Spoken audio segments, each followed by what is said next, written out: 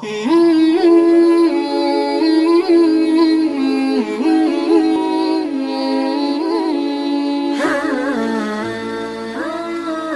juga ini ada satu kisah tentang sabarnya seorang suami menghadapi istri yang istri yang cerewet. Kisah ini diambil dari kisahnya Sayyidina Umar radhiyallahu anhu. Wa ruwiya anna rajulan jaa ila Umar radhiyallahu anhu. Diriwayatkan ada seseorang datang kepada Sayyidina Umar, yashku ilaihi khuluqa zawjatihi fa waqafa bi babihi yantadhiruhu. Lelaki ini ingin mengadu kepada Sayyidina Umar tentang buruknya akhlak istrinya. Kemudian seseorang ini berdiri di depan pintunya Sayyidina Umar radhiyallahu. Sayyidina Umar sedang menjabat sebagai khalifah setelah Sayyidina Abu Bakar. Karena ingin mengadu kepada sang khalifah, istri saya ini bawel, gimana khalifah mau ngadu sama pemimpin, ini bagaimana saya ngatasinya?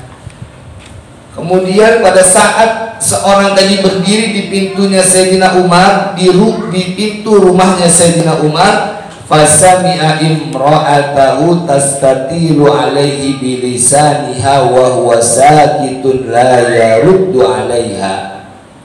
Kemudian seseorang ini yang ingin mengadukan kondisi istrinya mendengar istrinya Sayyidina Umar juga panjang lisannya. Artinya panjang lisan itu cerek. Orang Bekasi bilangnya apa? Sama. Ada kali bahasa Betawi Bekasinya. Bawel, cerewet. Dia mau ngadu, tapi sampai pintu Sayyidina Umar. Ya sama aja. Lihat bini dia sama bini kita sama-sama bawel. Sama-sama bawel. Sayyidina Umar diam, sakit la yaruddu alaiha. Diam aja, enggak ngejawabin apa. Bini bawel. Sayyidina Umar diam. Kata orang yang mau ngadu di depan bilang, ya sama aja khalifah sama kita. Pemimpin ternyata sama rakyat sama aja. Kalau diomelin cuma bisa diam doang. Dia mendengar. Akhirnya apa? Akhirnya fansarafa ar-rajulu qailan. Akhirnya lelaki tadi pulang sambil berkata, idza kana hadza hala amiril mu'minin fa kaifa hali. Akhirnya anak seorang tadi yang mau ngadu pulang, ya sama aja. Sambil ngomong, ya pemimpinnya aja begini, ya gimana saya rakyatnya. Udah pulang aja udah. Pulang aja sama aja udah. Akhirnya apa? Faqaraja Umar. Akhirnya Sayyidina Umar keluar dari rumahnya. Fara'ahu mudbiran, melihat seseorang tadi sudah membelakangi Sayyidina Umar. Fanadahu, kemudian Sayyidina Umar manggil dia. Ma hajatu, apa hajatmu datang ke sini? Faqala, dijawab oleh seseorang tadi, ya Amirul Mukminin, jituka ashku ilaika khuluqa zaujati wastiqalataha alayya. Ketika dia hendak pulang, akhirnya Sayyidina Umar keluar dari rumahnya dan melihat dia sudah jalan arah pulang. Dipanggil sama Sayyidina Umar, sini. Apa hajatmu datang ke rumahku? Apa hajatmu datang ke rumahku? Kemudian dijawab, Sayyidina Umar, saya datang kepadamu mau ngaduin tentang perangai atau tentang akhlak istriku dan juga tentang bawelnya istriku. Fasami'tu zaujataka kadzalik. Saya dengar ternyata istrimu juga kayak begitu. Sama kayak istri saya yang ada di rumah. Faraja'tu, ya aku pulang aja kalau begitu. Wa qultu, dan aku berkata, idza kana hadza ala amirul mu'minin fa kaifa hali. Ya udah saya pulang aja deh. Sambil ngomong, kalau Amirul Mukmininnya aja kayak gini, kalau pemimpinnya aja kayak gini, gimana saya? Udah saya pulang aja ke Sayyidina Umar. Akhirnya dijawab oleh Sayyidina Umar radhiyallahu anhu. Faqala lahu Umar, ya akhi, inni ihtamaltuha li huquqin laha alayya, annaha tibakhatun li ta'ami, khibazatun li khubzi, ghasalatun li siyabi, murdi'atun li waladi, wa laysa dhalika biwajibin alaiha. Kata Sayyidina Umar untuk menenangkan hati seorang tadi, wahai saudaraku, saya sudah memaafkan seluruh kesalahan-kesalahan istriku, dari mulai cerewetnya, bawelnya, apa. Kenapa? Karena dia telah melaksanakan hak yang menjadi kewajiban atasku. Dia sudah mau memasak makananku. Dia sudah mau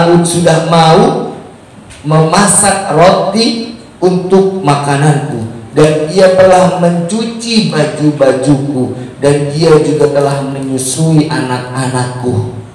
Padahal itu bukan kewajiban seorang istri.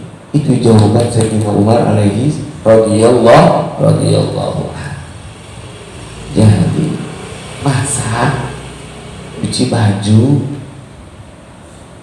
nyiapin makanan, itu pada hakikatnya bukanlah kewajiban seorang istri. Tapi kalau istri sudah diperintah oleh seorang suami, maka itu menjadi kewajiban seorang istri. Masakin roti, siapa? Nah, itu menjadi wajib. Tapi kalau tidak ada perintah dari suami, itu bukanlah kewajiban seorang istri. Ya, cuci baju itu bukan kewajiban ibu, bukan kewajiban ibu. Masak bukan kewajiban ibu. Tapi kalau sudah ada perintah dari suami, itu baru kewajiban ibu. Maka Sayyidina Umar memaafkan, udah maafin semua kesalahan-kesalahannya.